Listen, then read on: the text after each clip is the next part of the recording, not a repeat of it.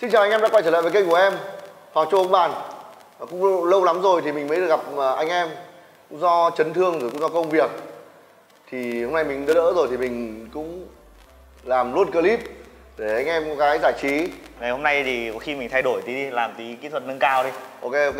Thì vào ngày hôm nay thì anh em mình sẽ chia sẻ giới thiệu cho anh em một kỹ thuật nâng cao trong bóng bàn.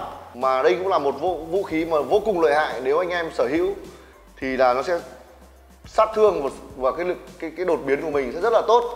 Đó là kỹ thuật giật trên bàn, giật lửng giật trên bàn. Rất khó. Nghe qua đã thấy khó anh ạ. Tức là mình quả nó lửng lơ, thường là người ta chưa có cảm giác là người ta sẽ đập lại đúng không? Nhưng mà đây là mình giật luôn đúng không? Đúng rồi. Nếu như một quả bóng nó ngắn mình muốn tấn công thì mình sẽ dùng kỹ thuật là hất cổ tay. Quả bóng dài thì mình sẽ dùng kỹ thuật giật. Còn ở giữa là quả lửng, mình sẽ dùng quả giật trên bàn để chiếm ưu thế khi tấn công. Đầu tiên mình muốn giới thiệu về kỹ thuật này một chút. Nó là quả giật thôi, nhưng mà nó sẽ thực hiện ở ngay trên cái mặt bàn và ở trong, gần như là ở trong bàn. Cùng lắm là nó sẽ nảy ra ngoài này một chút thôi. Nhưng kỹ thuật này bóng phải hơi cao một chút nha. Bóng phải hơi cao một chút. Hơi cao là bóng có lỗi của đối thủ. Thi thoảng họ gò hơi cao mà nó ngắn hoặc nó lửng ở trong bàn này, mình có thể giật được luôn. Mình phải chọn phương án giật thì nó sẽ sát thương cao và mang tính đột biến rất lớn. Mình giật vào có thể mình ăn ngay, bởi vì quãng đường bay từ đây sang bên kia thực sự là nó rất ngắn, đúng không ạ? Nếu giật ở chỗ này thì nó sang bên kia rất là mạnh, cực kỳ mạnh luôn. Còn nếu như ở ngoài bàn này mình đánh mạnh thì đối thủ đôi khi vẫn đỡ được, bởi vì là ở ngoài bàn khoảng cách nó xa mà, nó xa nên đối thủ rất dễ phòng thủ. Thì là mình sẽ chọn phương án là giật ở ngay trong này luôn. Và thường những quả đấy nó sẽ ăn điểm sát thương rất lớn luôn. Và bây giờ mình sẽ giật thử một vài quả để các bạn có thể hình dung được kỹ thuật này. Ví dụ bóng lửng này, trên này, đúng không ạ? Trên này, không cần phải quá nhiều lực.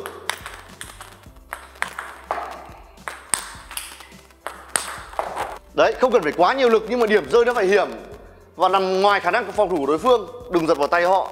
Giật vào tay họ là mình không lùi về kịp đâu, bởi vì mình ngắn này. Ngắn là mình giật đúng vào tay họ là không thể lùi về kịp luôn, đúng không ạ? Nó phản lại rất nhanh mà. Để thực hiện được kỹ thuật này thì chúng ta phải phán đoán thật là tốt. Cái thứ hai là chân mình phải ập vào bàn thật nhanh. Ập vào bàn này. Đấy, sàn sạt vào bàn luôn. Có thể là chân phải mình phải cắm thẳng sâu lên bàn luôn để mình giật quả bên này. Hoặc là nếu bên này thì chân mình phải cao hẳn lên, sát vào như này để mình giật. Sẽ có rất nhiều quả tình huống như thế, nhưng mà anh em sẽ không dám giật và cắt lại, đúng không ạ? Thì kỹ thuật này sẽ giúp anh em tấn công được và cực kỳ ác. Đấy, không cần nhiều lực, chỉ cần gập tay và mình không vung nhiều nha. Ở kỹ thuật này mình sẽ không vung quá rộng, quá nhiều, mà mình chỉ cần gập tay cộng với cái lực lao lên của bản thân là đã có sinh ra một lực rất lớn rồi. Nếu mà vung tay nhá, là các bạn rất dễ là gì? Tay đập vào bàn, bởi vì quả này giật trên bàn mà. Đừng vung nhiều, thế này thôi, gập luôn. Thì đầu tiên mình sẽ không vung hạ xuống nữa, mà mình sẽ vung cảm giác như kiểu cao ngang mặt bàn như này. Đấy, cao ngang mặt bàn luôn, được không ạ? Đấy, lao với người lên, không được vung quá nhiều. Từ đây xong mình đẩy cái lườn mình lao lên là nó sẽ ok. Rồi, cứ thời điểm bóng nổi lên cao nhất hoặc gần cao nhất thì mình sẽ giật và dứt khoát lên, mình lao dứt khoát lên. Đấy, không vung nhiều, đúng không ạ? Chủ yếu là gập. Đấy, tay từ đây này, cao mà không được hạ thấp này, và mình đổ cái người vào, ấn cái lườn, đổ người vào, đồng thời gập tay, sử dụng cái gập tay nhiều lên. Rồi tiếp theo các bạn động tác này, chân chiếc phán đoán ok rồi.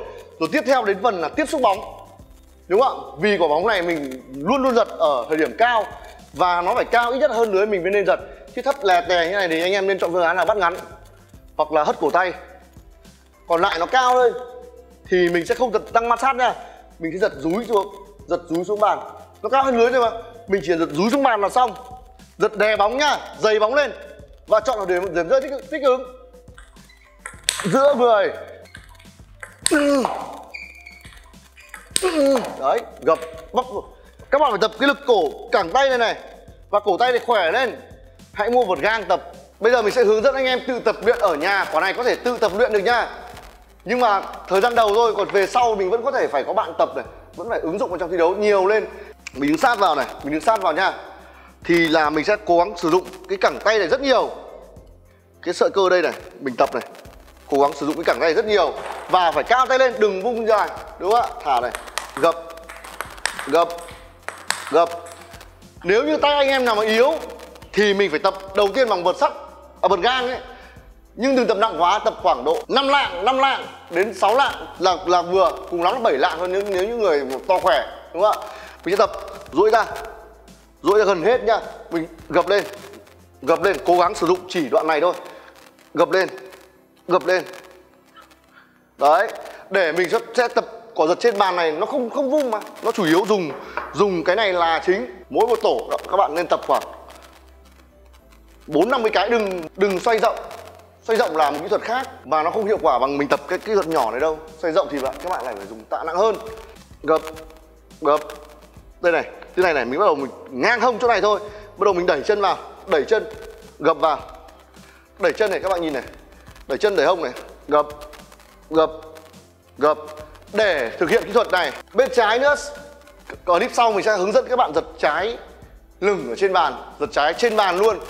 Sau khi mình đã khỏe rồi ấy thì bắt đầu mình tập bước cái chân vào và thả bóng. Ví dụ như ở bên này thì mình nhảy sang đây, thả ở tầm lưng của nửa bàn thôi, đừng thả ngắn này. Ngắn này thì mình dùng quả hất rồi, đúng không ạ? Mình sẽ thả ở tầm lưng ở nửa bàn thế này và mình gập vào. Tiếp sau đó là các vị trí luôn. Mình đứng bên này mình thả mấy quả, và đứng giữa bàn thả mấy quả. Cứ như thế lặp đi lặp lại. Cứ như thế lặp đi lặp lại nhiều lần vào để nó lên cảm giác trước đã. Các bạn nhớ giật đè nhá. Giật đè. Đấy, sau khi mà mình tự tập kỹ thuật nó thành thạo rồi thì bắt đầu mình sẽ có một bạn tập luyện của mình và đưa bóng. Thì bây giờ là mình sẽ đưa xoáy dần lên, đúng không ạ? Xoáy xuống dần lên. Bắt đầu nào. Lỏng đã, bổng lên một tí. Bỏng đã, không vung quá nhiều. Rồi. Và bây giờ xoáy dần lên.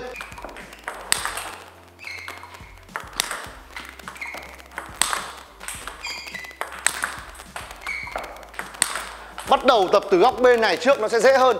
Từ góc bên trái trước, góc né trước nó sẽ dễ hơn. Nhiều anh em rất hay giật hỏng quả này đấy. Nhìn nó bổng cao nhưng mà nó lại xoáy hay giật vào lưới, đúng không ạ? Thì mình luyện kỹ thuật này tốt vào, nó sẽ giúp đỡ cải thiện cho anh em. Nào, bây giờ đến bên phải. Thu vào. Bên phải này mình sẽ đứng, chân phải mình cắm sâu bàn luôn. Cắm sâu bàn.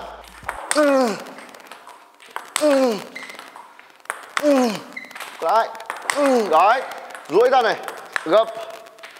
Duỗi này, gập.